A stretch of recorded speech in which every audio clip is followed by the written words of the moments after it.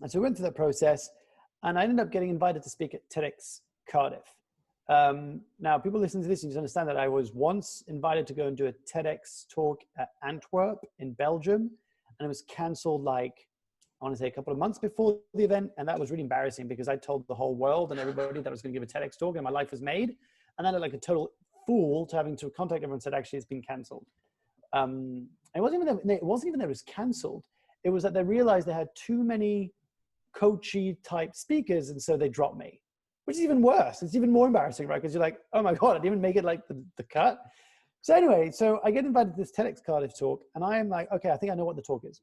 And for those who are interested in giving compelling talks, and we can talk about this in a second, but there's a great concept, which is the same thing in books and in talks. You need to have a compelling through line, which is, it's a conducting idea that throughout the entire talk or the entire book, you stick everything to it. So if a story doesn't help you prove that point, you get rid of it. If that example doesn't help, you get rid of it. And so my through line, the first version of my talk, the through line was something like, what you seek is clarity, but what you need is trust. Okay, that was like my talk. Basically, what I was trying to say is everyone's trying to get clarity on what they should do when that's never going to happen, because clarity comes through action. It doesn't come through thought. That was like the principle. Okay, so I go off and I develop this talk over 5 months. I lose sleep over it. I get into arguments in my relationship with. I stress about it. Meanwhile, my partner gets pregnant. I had just quit my job a few months before that. So all this is happening. I'm starting a company, starting a family, and this TEDx talk is coming along. And one of the challenges I decided to do was 21 days out of this talk, I thought the only way I'm going to make this talk good is if I test it. And so I committed to testing it to 21 friends over 21 days in 21 different locations, which enabled me to reconnect with friends, revisit places of London I never knew, and practice my talk. And so I went on this journey. Mate, it was one of the most brutal experiences I've ever done. Like, it's not like I can share with you at the end if we've got time about like some of the worst experiences. Well, not worst, I want to reframe that. Challenging experiences, public speaking. But going into and then like cold practicing this TEDx talk that I'd written about what you need is trust, not clarity.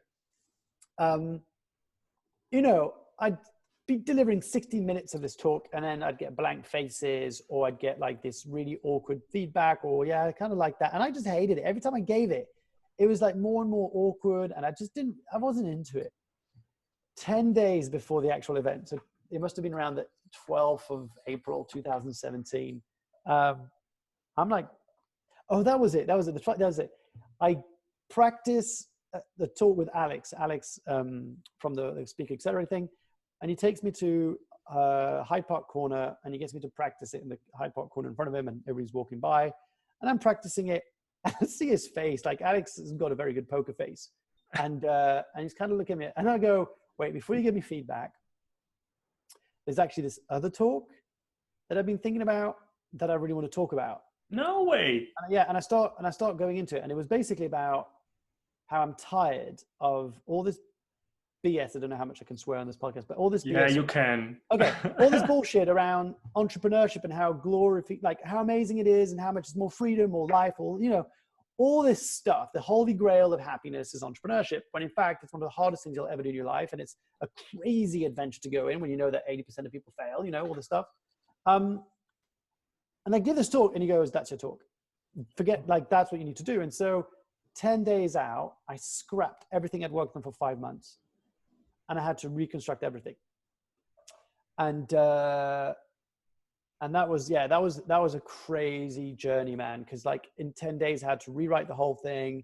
I was riddled with self-doubt around, why am I doing this? Who am I to do this? Is it even going to work? Big shout out to a guy called Amrish Shah, a friend of mine who was also a friend of my brother back in our uni days. And when I used to live in South Africa, we ended up living at the same time there.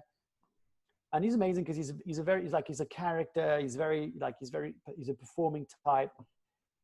And I practiced my new version of the talk. And he's the one that said, can I be honest with you? I was like, yeah. He's like, that's really boring. You're not boring. That talk's boring. It's not you. And I was like, oh my God, this is like 5 days out now. And I'm like, what you said? And basically, but he gave me the best tip I got. He said, you need to inject some of your personality in this talk. And right now you're not giving yourself permission to do that. I was like, okay. And he's the one that basically prompted me to do the opening of my talk. Now, I'm not going to spoil it. Yeah, because that was also one of my questions, but we'll talk about it. Yeah. So I'm not going to spoil it, but go and check it out because the opening has got a funny story behind it. We were in Hampstead Heath, and I practiced my talk, and that's where he said, you really got to take this character that you're describing and blow it up, make it like a caricature. And so that's how that character was born. And then, so I then started doing it. But here's the really awkward thing, dude. I was practicing that talk in front of people the next like 2 or 3 days, and it was bombing. Like when I was doing my opening, no reactions, nothing, not a laugh, not a nothing. And I'm like, oh my God, is this really going to work? I was still practicing my talk on the train on the way to Cardiff. My partner is pregnant at the time. My mum's flying in from France. I've got friends coming from all over to come and see this talk. And I'm having a meltdown because I'm like, I don't know the words. I don't know this talk. Up until 1 o'clock or midnight the night before, I'm practicing. And then a partner took the script away from me and said, that's it. You're done. No more script. You don't need a script. Like, you are the script. Forget about the script. Forget about the words. What are you trying to say? What is the emotion that you're trying to connect the audience to? Go with that. Screw the words. You don't need the words. Like, and she told me go. And because I was practicing it. Like, a lot of people don't realize this. Like, my talk's got 800,000 views. Yeah. The months and hours of work behind it. Like, for me, I think there are TEDx talks and there's TEDx talks. There's amazing TEDx talks. And then there's like people who just totally winged it. Even people at the event I was were winging it. And I was like, it's absolute disrespect for the audience. It's a disrespect for the organizers. So anyway, all that to come then to actual D-Day, we get a practice run in the morning. We get there, I start opening my talk, the whole system crashes.